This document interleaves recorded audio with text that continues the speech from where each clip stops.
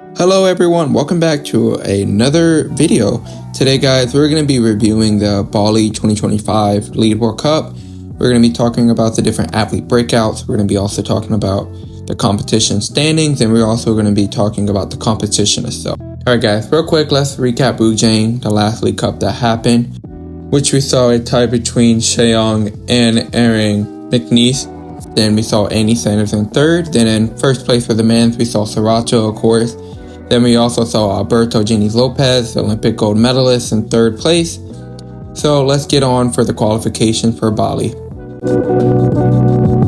On the female side, the veterans we see registered for Bali are Mia Cramble, Laura Ragora, Helen Ginicor, Mia Kate, and Vita Luca. And some of the upsets is, so far, there is no Annie Sanders in Bali, as she talked about how traveling for Bali would just be too intense for her.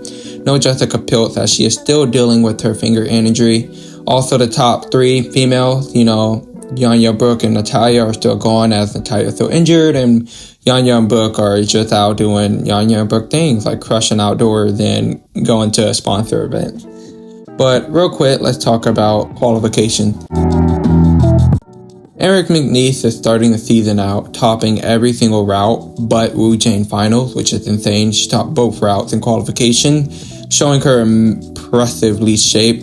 All those in-book trips that she took helped her out a lot. She just leveled up like crazy. Ai Mori is back, and everyone is happy that Ai Mori is back because everyone loves Ai Mori. She's also showing her great form. Also, Chaeyoung Seol is also top 5 during qualification. Laura Ragora just showing her amazing fight on lead with her outdoor shape during the season, placing third in qualification. Laura Reka from Slovenia placed in 5th place, also while being the youngest climber in the top 15, just at age 19, which is just a crazy climber to keep her out for the future. Also, her teammate Jessica Buckley, who did not compete in this Bali, is another great athlete to keep your eye out for. Mattia Pozzi qualified for semis in 13th place. Also, Mia Cramble showing that she's capable of a World Cup final spot, qualifying in 7th for semis. And we also see every single Japanese made it to semis, which is insane. Every single Japanese. Alright guys, let's get on to lead qualification for the male. So the veterans we see registered for the lead qualifications for the male are Sasha Lehmann from Switzerland, Yannick Flo from Germany, Jesse Gruber from USA, Taisei Hama from Japan, Philip Schenk from Italy, and also a lot older of an athlete, Martin Schenk, which is a veteran. He's 35 years old and had a 9-year-long no World Cup gap between 2009 and 2018. He also had a kid and wife, and he's still keeping up with us. That's crazy. But lead qualification, Mac Bertone, brother of Ariane Bertone, did great in qualifications. We also saw a couple of the US athletes who are new to the World Cup scene, like Sergey Lankno, who placed in 38th, and Declan Lockgood. He also placed around the 40th spot. We also saw a total of 13 rookies in qualification. What I consider a rookie would be your first or second year on the circuit.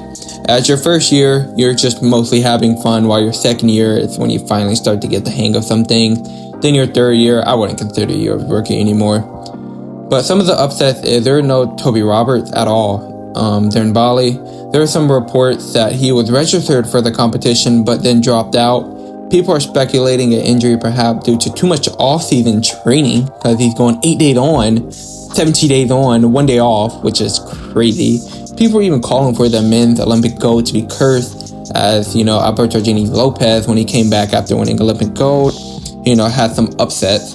We also did not see many of the French top-level athletes like Sam Ablazou, Paul Jeff, and Mechi Shak, possibly due to just wanting to stick to training, and also to traveling to Bali's intent because it's Indonesia.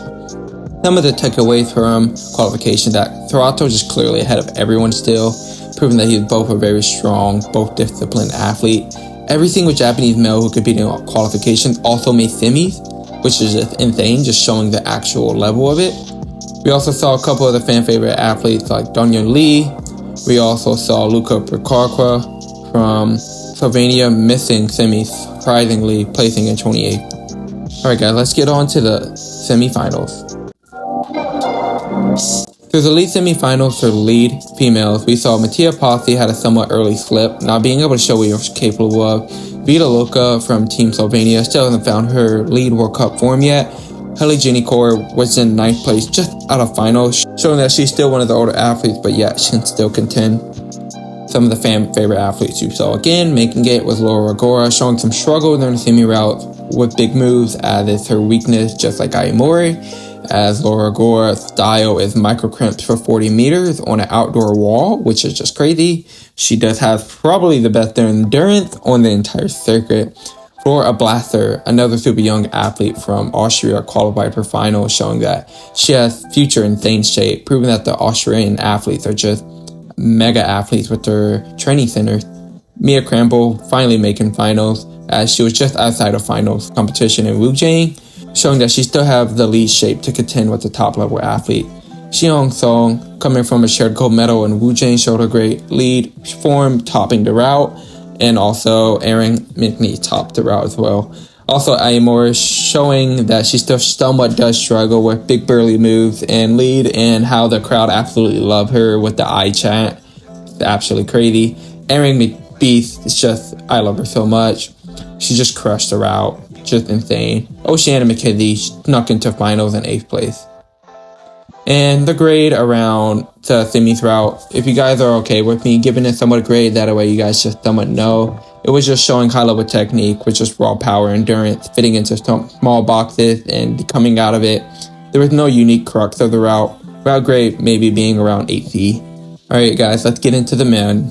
Toronto slipped in semis route, trying a super hard coordination move where many other athletes tend to use a heel first beta. Philip Schenk, one spot out from finals, showing that he still has great lead shape. None of the Swiss guys made finals, which is quite surprising, even though they both could have during qualification. We also saw that Toronto is just still young and still shows that he's a bit inexperienced. You know, some of the fan favorite athlete is Yannick Flo, qualified high in 2nd place. We also saw some of the other Japanese athletes like Sate Yoshida, who just gave us a great thing to watch in semifinals. He's just power screaming up the wall. Max Bertone, brother of Ariane, qualified for 2nd. Finals in 8th place. Abrano Gini Lopez qualifying in 3rd again. And the semi route showed complex feet focus, route reading with boulder problems in them. The route grade maybe being very powerful, hard, 9A, 9A plus. Maybe, I'm not too sure about the 90 plus route, as we didn't see as a really top level lead climbers try it, but the Japanese, none of them topped it, so it's super hard. Alright, let's move on to finals. Final, Shinhon had an early slip while jumping. Many of the athletes were tested to their comfort zone to the max, while the young athletes tend to perform a lot better as they were climbed with less pressure, which allowed their performance to be better as such a high-risk gambling style route. Consistency is also just so hard on the World Cup circuit, as athletes nowadays are just so strong, and it's just comes down to just hoping that the route is your style. Mac took his first medal, which was silver. Yannick Flo just outside the podium with 4th place, showing consistent finals appearance. I hope he gets the medals eventually, so his hard work pays off. You know, some of the fan favorite athletes in final with Max Bertone just showed his amazing confidence, hyping up the crowd while he was upside down. Max just showing his amazing potential. He's so young, and with this amazing fight, you know, Ariane and him are going to do amazing things. Alberto Gini Lopez also showed a hard fight on a finals route. Also, Shinho Yodisha, you know, someone who's also been super consistent, finally took gold in lead, and he was just so very happy too as well. Finals has somewhat of a low crux affecting the Indonesian athlete, making athletes be really unsettled. Daniel Lee just lead climbed the entire thing like it was a boulder problem, which it was super powerful, but it was quite unsettling for him. I would give the route grade being E plus 9A. Alright guys, let's move on to the women's. Some of the takeaways from the women's route is to make sure you work your flexibility, not only if you're a male or female athlete, because there's multiple splits in the final route. The women's field have gotten so much stronger in the off season.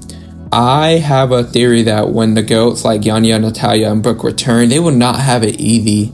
As the season would just be an Erin versus Shio showdown. They were just so high level, almost topping every single route. They just are just crazy, in crazy shape. Erin and Denise improved on the off season, so good.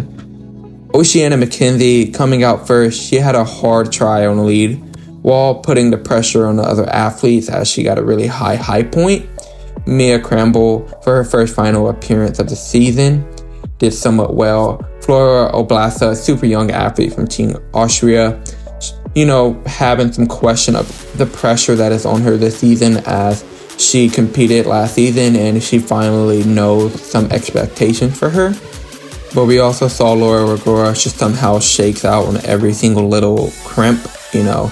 It's just insane how she's just also consistently making lead finals as well. And she just has an incredible endurance, literally almost timing out every time. Ai Mori also climbed past the clip during lead, but also had to go back, which maybe costed her the top of the route. But she also has an incredible progression of finals rate of 93%, which is just an insane stat. Also, the top of the route for the females, which just gave all of us a worry as it required a lot more commitment, but also to not knowing how good the top hold is. We also saw Erin McBeast is the new Yanya Garber. Super emotional top from her. She worked so hard for this. She's just in amazing form. The route showed a hard, pumpy, low start to the route. I would give the route around 80 plus of a grade.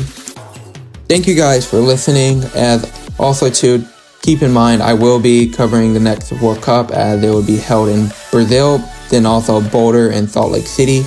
Thank you guys for watching. I cannot wait for the future as I can't wait to see World Champs and IFSC season just seems to just level up every single year, and it's so great to see all the athletes. Thank you guys for watching.